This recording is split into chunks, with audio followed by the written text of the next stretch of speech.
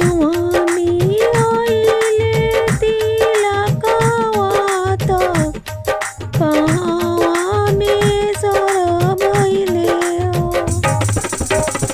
कहवा में आइले तिलकवात कहवा में सोर भइले हो। केकरा चढ़ेला तिलकवात मोला अंजोर भइले हो।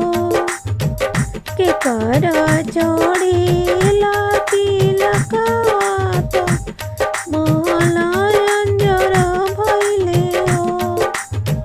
जनकपुर से आइले तिलकवात अवधपुर में सोर भइले हो। जनकपुर से आइले तिलकवात अवधपुर में सोर भइले हो। राम जी के चढ़ेला तिलक मोला अंजोर भइले हो।